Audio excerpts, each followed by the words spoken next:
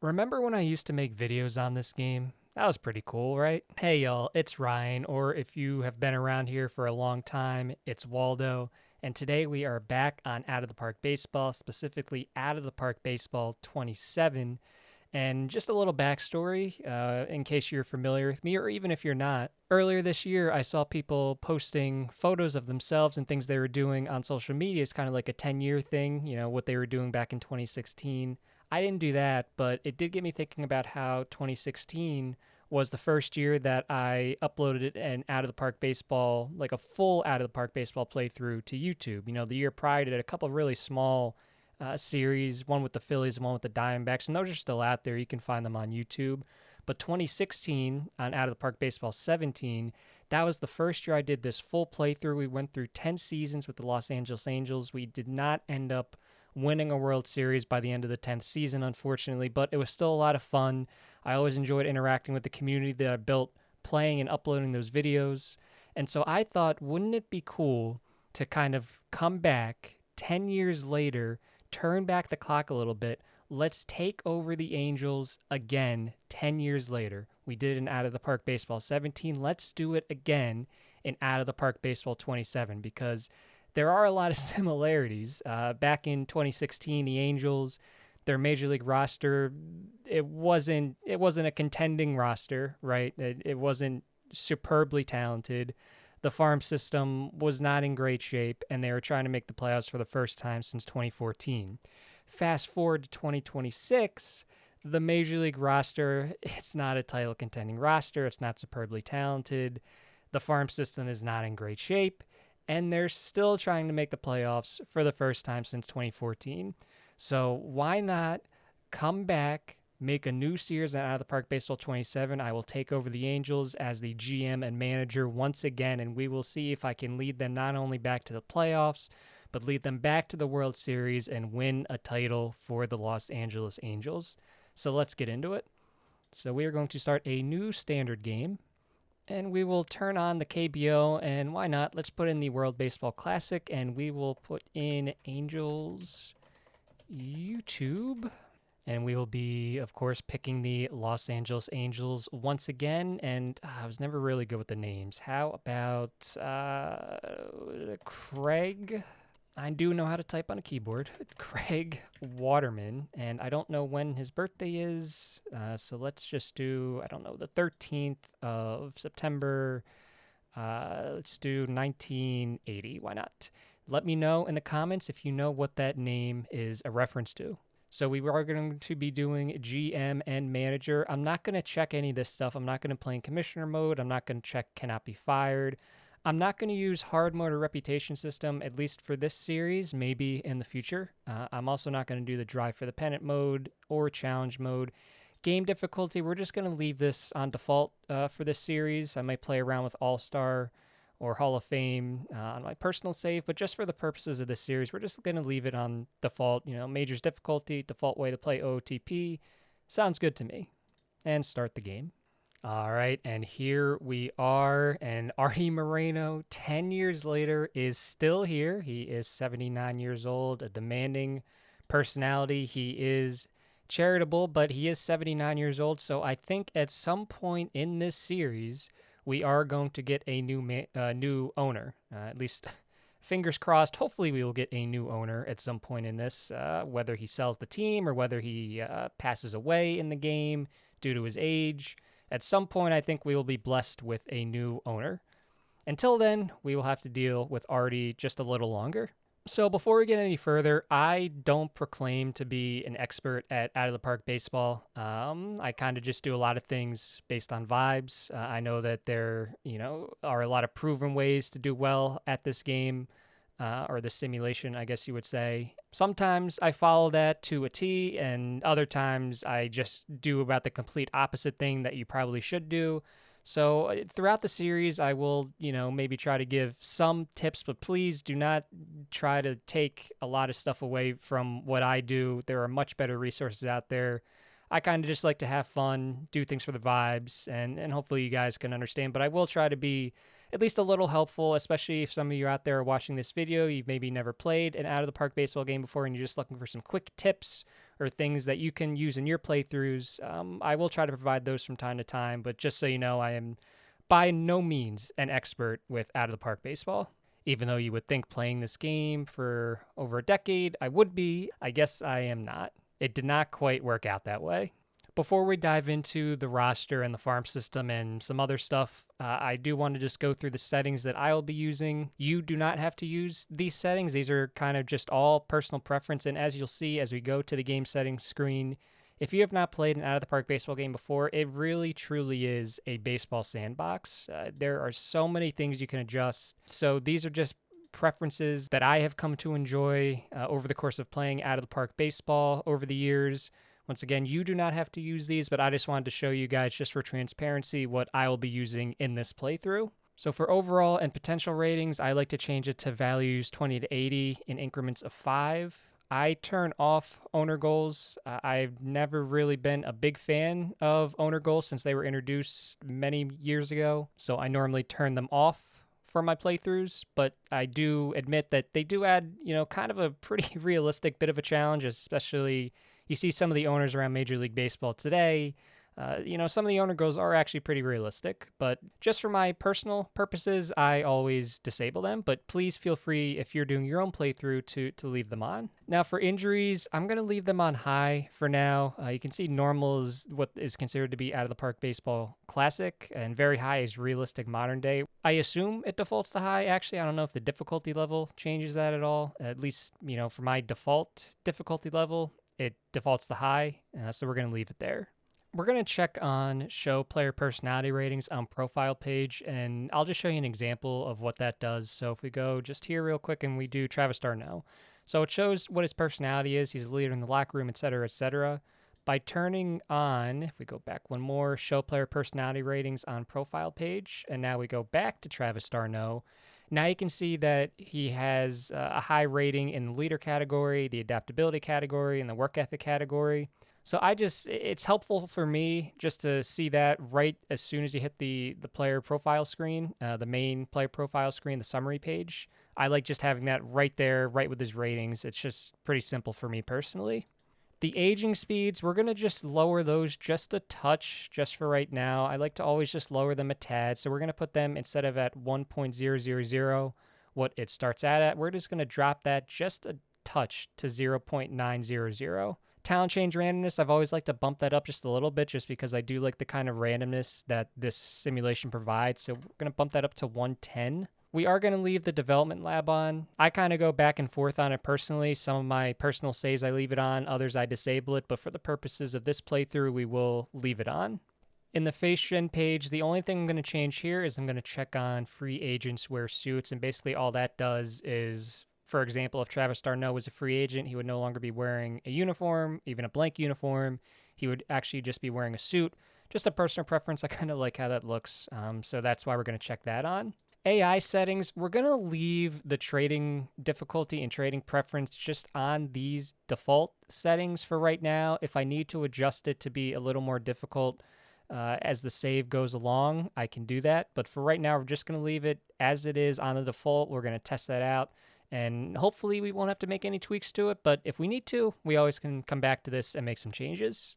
We'll leave the reputation system for human GM and trading on. If there's anyone that's ever played some of the older NHL video games, and maybe it's even still the same. I personally haven't played an NHL video game in several years, but I know back in the day, like in the PS3, Xbox 360 era, those types of games, it kind of seems similar to that reputation system in terms of trading, where if you completed a trade, your reputation went up. If you didn't, your reputation went down, but eventually it would return to the average. It seems pretty similar to that, so we'll leave that checked on for right now. I will turn off the trade deadline day time limit. Per round, I'm just going to go to none, just because when the trade deadline comes around, I like to just kind of have the whole day. I like to just kind of do what I need to do. I don't like to be limited to a time limit for different rounds. I just kind of like it to be kind of old school. I'll manually advance past the deadline day. So we're just going to change that to none manual advance. The player evaluation AI settings, I always tend to change these. Once again, this is another personal preference thing. Over the years, I've kind of settled on 40, 30, 20, and 10 for ratings weight, current year stats weight, previous year stats weight, and then 2 years ago stats weight. You can mess around and try different things on your own, and we're just going to apply those changes now. So now the ratings have been updated and adjusted, and we are going to recalculate the GM tendencies, and that has been recalculated. People swear by different percentages, different percentage breakdowns for this part of the game. I've used several during my time playing out of the park baseball. At least in my experience, they've all been pretty solid, but I tend to come back to 40, 30, 20, 10. I think just for me personally, it seems like that works a little better for me. Almanac, I'm not going to touch anything here. Database, I won't be touching anything here. League settings, we're going to go to league and teams. As much as I would love to change athletics to Oakland, once again, I still can't believe they left. We will not do that in honor of realism. So now we're going to move over to rules. And the only thing we're going to do here is under trading rules. So once again, it gives you the option to use the trade deadline day setup. We are going to say no. Financials, I'm not changing anything here. Options, of course, you always want to change the award names if you're doing a Major League save. So we're going to change Platinum Stick to Silver Slugger. And we are going to change the Great Glove Award to the Gold Glove Award. Not the Golf Glove Award. That'd be an interesting award, the Golf Glove Award. But no, we are just going to change that to a Gold Glove Award. All-Star game settings, the only thing I change here, influence of popularity and All-Star vote, I change that from high to moderate. Now, realistically, most of the popular guys are still going to get in. I just like having the possibility of guys who maybe might not be nationally popular but are having really good seasons. If for some reason they weren't going to be voted in anyway, changing the influence of popularity from high to moderate maybe just gives them a little more of a chance. Players, we're not going to change anything here, and stats and AI, we're not going to change anything in that. So those are the settings that I'll be using for this save. But as I said, like we went through so much, you can really change anything you want about how you want your playthrough, your save to go. It's really awesome that they give you so many options to as I said, it really truly is a sandbox. Like I really truly believe Out of the Park Baseball is the best sports simulation game out there on the market. So really, you can, anything that you can imagine, you can put into this game and make it your own, which is really awesome. So let's go to the team home screen and let's check out the team. Let's see what we're inheriting, and let's see how big of a job that we have just taken on here in 2026 as the GM and manager of the Los Angeles Angels. We'll start with the batters first, and there's not a ton to write home about this lineup as it is. Mike Trout is still here. He is 34 years old, certainly not a kid anymore. He turns 35 during the season in August. Fragile injury proneness. If we take a look at the stats, this is actually a tip that I want to share with you guys. So right here you have your kind of your basic stats. You have your triple slash, OPS plus, and WAR. If there are other stats that you like that are more helpful for you in terms of looking at getting the whole picture on a player, what you can do, for example, this is a batter, so you can go to batting stats. You can hit this view menu right here. It drops down to this. If you hit edit, and then you can add a new stat row. So we'll select that, rename it. Let me just call this batting stats 2.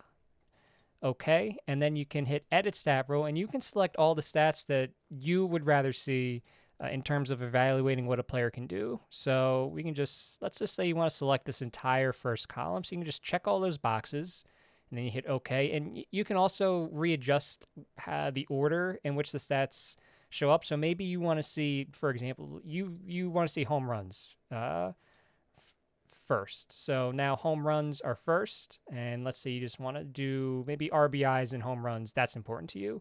So you can hit OK, and then OK again. And then from the same drop-down menu, you can select batting stats 2, and there it is. These are all the stats that you would like to see. Home runs and RBIs are first up on the list, followed by all of these other stats.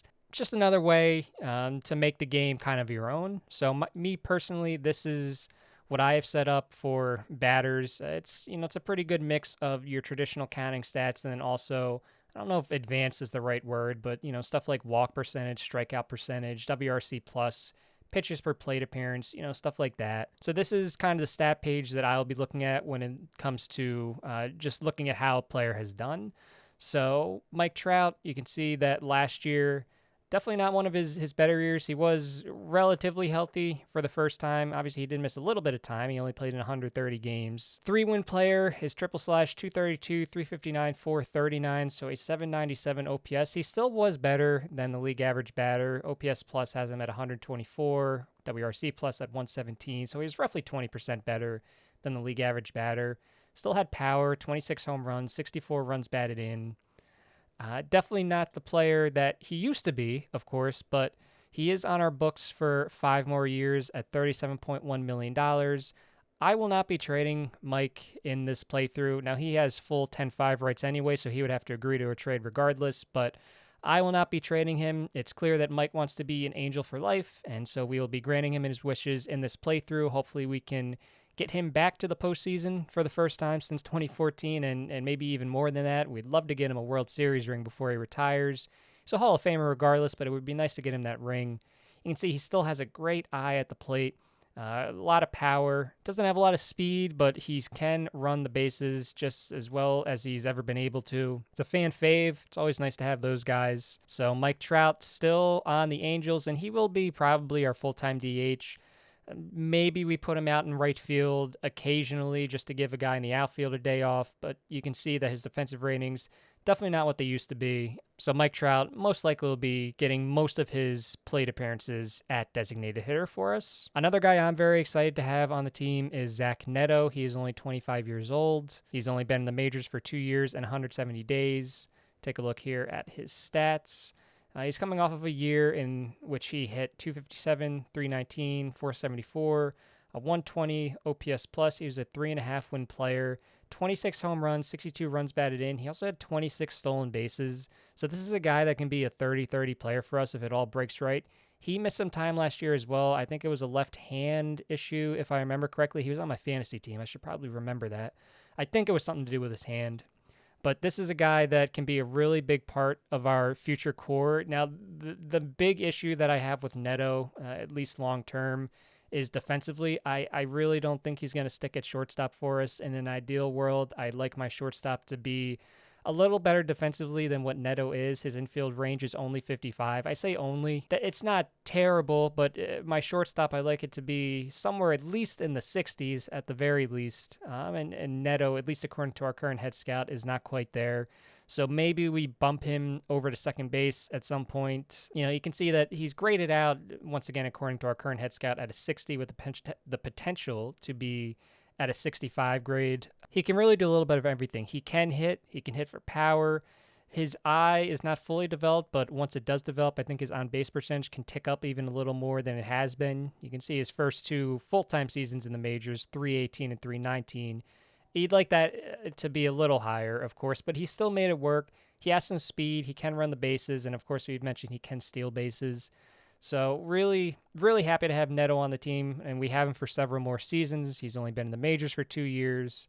I think he's arbitration eligible in the offseason, so I'm not going to say never in terms of do we trade him to try to upgrade at the position in the future. Maybe we do, but I really do like Neto, and I do think that he can be a long-term piece of this team. Another young guy that I'm excited about is Nolan Schanuel. He is 24 years old. He's just turned 24 last month in February.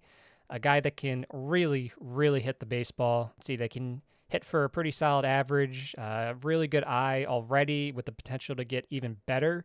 And if the power comes around, this guy's going to be, I think, a special piece for us. You see last year, in 132 games, let's go over to here. In 132 games, he had a 109 OPS plus. He was a 2.5-win player, roughly. He had a 353 on-base percentage. Now, the slugging percentage, especially for a first baseman, we need to get that up considerably, right? But if the power continues to come around, like I hope it will, surely he's going to be having OPSs well above 800. At least that's the idea. Last year he hit 12 home runs. The year before he hit 13. So we're really banking on the power coming around for him to turn into the type of player that we think he can be. If the power does not come around, I don't know if he has a long-term place with the organization. But at least for right now, the potential is still there. He is only 24 years old. Definitely only a first baseman, right? I'm not too worried. He's 6'4", so I'm not too worried about him sticking at first, but very high potential grade at 65. Right now, he's overall at a 50. Very excited about Shonowell and really hopeful that he develops here. He develops his power in the years to come. Other than that, we have Logan O'Hoppe, a former Phillies prospect. For those of you that might be new, I am a Philadelphia sports fan. And so here is O'Hoppe. You can see his batting stats last year. They fell off from 2024. 2024, it seemed like he was going to be, a pretty good option behind the dish, at least with the bat. And even in 2023, a 796 OPS, given that was limited time, that was only 200 plate appearances. But 2024, an OPS of above 700 for a catcher is pretty dang good. 20 home runs, 56 runs batted in. The strikeout rate was very, very high, close to 30%, and it ticked up a little bit more last year, about 1%. His walk rate dropped from year to year. Hopefully he kind of gets back to the player that he was in 2024. Now, once again, as with Neto, the defense is kind of a question mark, at least for me. That's kind of a red flag. I want my catcher to have better defensive ratings than this. A good catcher can be, a real godsend for a pitching staff. And given our pitching staff, which we're going to see here in a minute, we're going to need all the help we can get. And I don't know if O'Hoppe is really going to be the guy to help our pitchers be the best that they can be. So I don't know if he is going to be our long-term option at catcher, but at least for right now, I think he's a solid piece to have on the roster. Other than that, I think the other young guy to keep an eye on, of course, is Joe Adell. Really broke out last year with 37 home runs in 152 games and 144 starts. Take a look at his batting stats. He was a 3-win player last year. 37 home runs, as I mentioned, 98 runs batted in. The two issues I have with Adell, a 293 on base percentage last year, and that wasn't an outlier. You can see in 2024, it was 280. 2022, it was 264. This is a guy that's never really been able to get on base with any type of consistency. So the power is nice. I don't want to downplay that, but I don't know if he's not going to get on base at a decent enough clip. I don't know if he's going to be a long-term part of our core. Defensively, it's kind of the same thing with Neto and O'Hoppe. My shortstop, my center fielder, and my catcher, I want them to be really, really good defensively. And Adell, he's solid. Don't get me wrong, a 60 range and 60 error. It's not terrible by any means, but I would like that to be a little better for a guy that's going to be patrolling center field for us. And Adell does not quite hit that, at least what I would expect out of my center fielder. Maybe we bump him to a corner, but if he doesn't improve and get on base, I don't think that's going to really matter, if I'm being honest. But at least for right now, he's 26. He's one of the young guys that we have, so we will keep an eye on him and hope that he does develop. Other than those guys, there's not really a ton here. Darno can be a serviceable backup catcher. We have Adam Frazier. We have some other guys, Yohan Moncada, Chris Taylor, Jorge Soler, who's going to be in the last year of his deal with us. But otherwise, there's not really a ton here. We definitely want to try to get some more impact bats somehow, because this is not a contending lineup by any means. Moving over to the pitching staff, and it is definitely in a much worse position than the lineup is. There's really not much here to be excited about.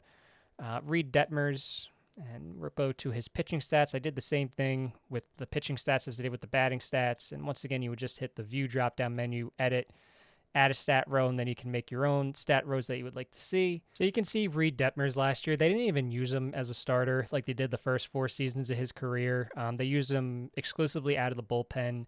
He pitched 63 and 2/3 innings in 61 games. He posted a 3.96 ERA. His best season as a starter was probably 2022 when he had that 3.77 ERA. But even then, he was just... You look at ERA plus, he was 3% better than league average. FIP minus, he was 1% better than league average. He was a 2-win player. Now, those guys are helpful, especially if they can, stay healthy. 150 innings of a 2-win pitcher. It's a nice guy to have at the back end of your rotation, but he's definitely miscast on this team as a 1. Yusei Kikuchi is here. They signed him in November of 2024, and we have him for another 2 seasons at $21.2 million. Last year, not terrible. He was pretty much, once again, a league average arm, an ERA close to 4, ERA plus and FIP close to league average. He was a 2-win pitcher.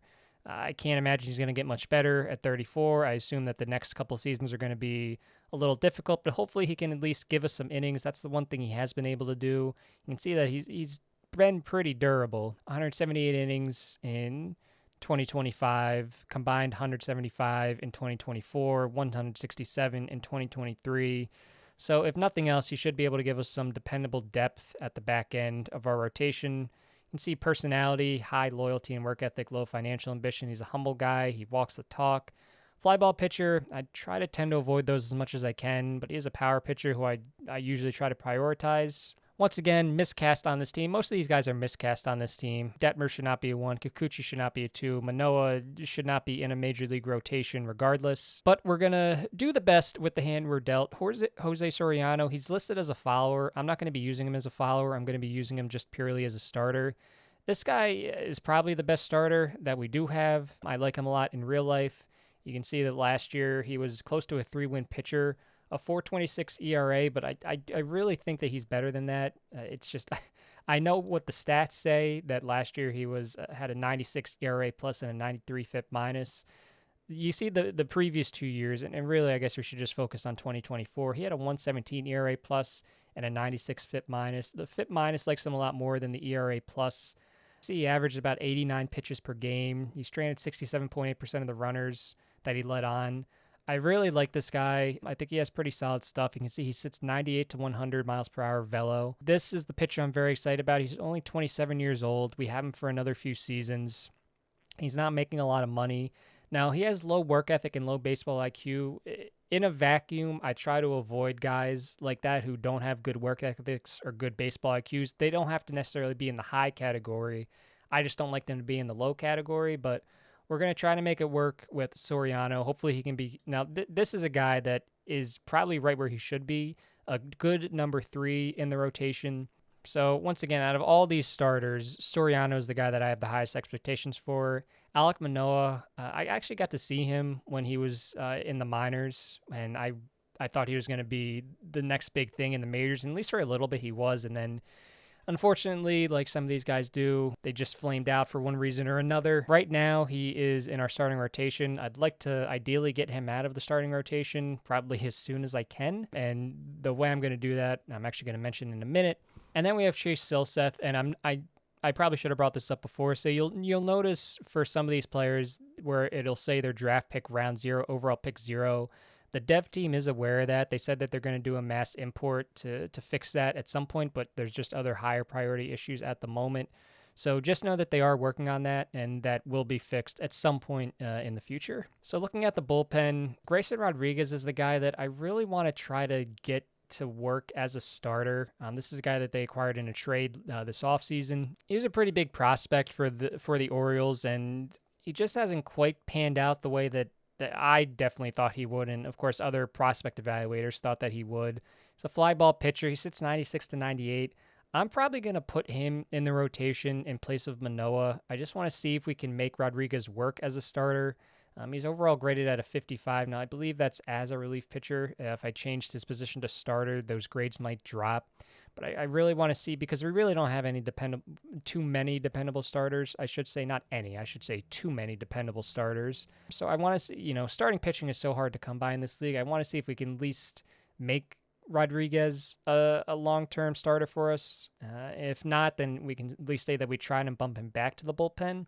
But I think we're going to probably put him in Manoah's spot and just see what we can do. Otherwise, the bullpen is in pretty rough shape. We have a 37-year-old Drew Pomeranz, a 37-year-old Hunter Strickland, a 36-year-old Brent Suter, Jordan Romano jump scare. As a Phillies fan, I think it's pretty clear that he just doesn't have it anymore. Not too excited about having this guy on the team. I don't know if he's even going to make it through the full season before I release him, because obviously he's only on a 1-year contract for $2 million. I don't know how long he's going to be part of the Angels organization. And to be fair, I don't know how long many of these pitchers will be part of the Angels organization. This is definitely the weakest part of our Major League roster, at least the lineups. You can point to a few different guys and have some optimism. You can't say the same thing for the pitching staff. So we really need to try as quickly as we possibly can to improve the pitching staff for this organization. Now, taking a look at the minor league system rankings, the year Angels 25th with only one prospect there in the top 100. That's going to be the goal over our first few seasons here, is to acquire as many young assets as we can, whether it's through the draft, whether it's through trades, whether it's finding some undervalued guys on the waiver wire or in free agency. We need to get some more young talent, and it's easy to say that. Every team wants young talent, but that's kind of going to be the goal for us here, at least to start out, because you take a look at our organization and just, sorting through the top potential prospects at each of our minor league levels, there's not a lot. You have Caden Dana, who I don't really know if he's going to be an effective major league pitcher. You can see what our head scout thinks of him. In real life, I think his ceiling is probably a number 3 or a number 4 in a rotation if everything goes right. Extreme fly ball pitcher scares me a lot, but he's a captain, high leader, low financial ambition, so that's a positive. New Jersey kid too. He went to Don Bosco, which is cool.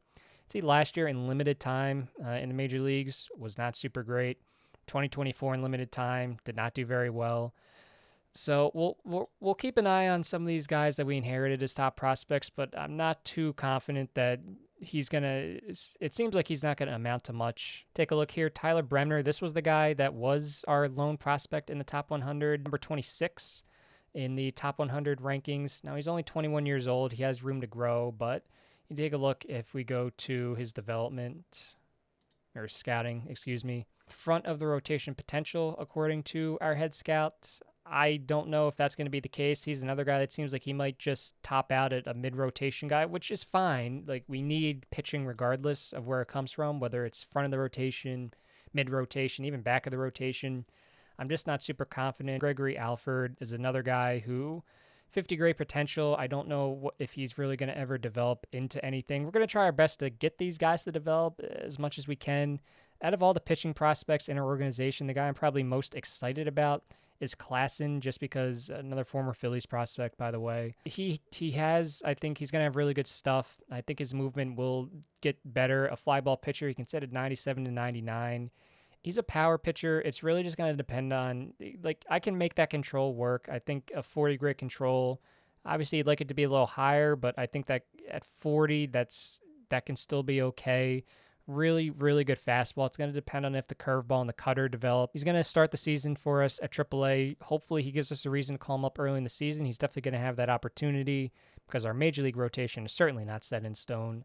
So out of all the pitching prospects, with Dana and Bremner and even Slawinski down in A-ball, who's only 19 years old, Klassen is the guy that I'm most excited about. Otherwise, there's not really too many top prospects that we have to work with at the moment. This guy, in terms of hitting, Nelson Rada, this is probably the guy I'm most excited about from a hitting prospect perspective. A guy that you can see, if all goes well, he's not going to be a very good power hitter, which, especially for a corner outfielder, is not super ideal, but he's going to have a really good eye. It seems like he will be able to hit the baseball if everything goes according to plan. The power is just not going to be there, but he has some speed. He'll be able to steal bases. Defensively, his arm's not super great, but he makes up for it with really good range and a really good error rating. So we'll see if he develops. He's only 20 years old. You see last year at AAA, he played in 42 games, hit 323, 433 on base percentage, only a 416 slugging percentage. So an 849 OPS, nothing to sneeze at. We're going to keep an eye on him, and hopefully he develops into being a piece for us, or if nothing else, an asset that we can use to improve somewhere else in the Major League roster. Taking a look at the salary table, now the good thing here is that we don't have a lot of long-term salary commitments. Like, you remember when we took over the Angels back in 2016 out of the Park Baseball 17, we had the Pujols contract. I think we might have had some other contracts too that we needed to work around. That doesn't really exist here. We have Trout, but Rendon's contract thankfully comes off the books after this season. Soler's comes off the books. D'Arnaud's comes off the books. Not that $6 million is a lot of money. Stevenson has a $2.5 million team option for next year. Really, the only long-term commitment that we have in terms of salary is Kikuchi, and that's only 2 years, so I'm not too concerned about that. We can hide him if need be, but otherwise, it's just a lot of guys that aren't making a lot of money, so we do have the ability to, whether it's taking on bad salaries in trades as a way to maybe gain some additional prospect capital from teams that are trying to get off of money, and or when we're ready to start spending in free agency, we will have the ability. Now, in terms of personnel, generally what I like to do, and I'm sure what a lot of other people like to do, they like to bring in their own coaches and managers and directors, and I will be doing that ahead of the second episode of this series. So I don't know which of these guys I'm going to keep, which of them I'm going to let go, but I can guarantee that at least a decent number of these guys will no longer be with the organization. I'd like to kind of bring in my own guys for each level, at the major league level, at all of my minor league levels. I'd like to bring in my own people and try to set up my organization in a way that's going to hopefully give us the best chance to get back to the postseason and hopefully win a title. Now, the player development section, this is definitely an area that I'm going to want to improve as quickly as we can. I just set the player development budget to $13 million. It was, I think, right around $12 million when I entered the screen. Our draft budget is $7.2 million. Our amateur free agent budget, international amateur free agent budget, is $5.8 million. If we go over to scouting, our total scouting budget is $12.37 million. Unfortunately, we're right near the budget line right at the moment. We only have $393,000 available to do anything after I just changed the development budget to $13 million. Especially for an organization like this, in the situation that we're in, we want to max these out as quickly as we can, just because we want to make sure that we're putting our prospects and all of our minor league teams in the best positions possible to churn out good quality prospects, whether we, as I said, draft them or however we acquire them. We want to try to develop as many good prospects as we can. That way maybe they graduate to our major league level. Maybe we can trade them to improve our major league roster. Step one, of course, is to get quality prospects. And in order to do that, we're going to need to not only draft well, but we're going to need to develop the guys well. So we're going to try to put as much money into this as we can, as soon as we can. It's definitely number one priority for me. So that just about does it for episode number 1. We're taking over a team that is not in the best shape. Episode number 2, as I alluded to, we're going to get in some new team personnel at the major and minor league levels, and we will start, there we go, I know how to talk.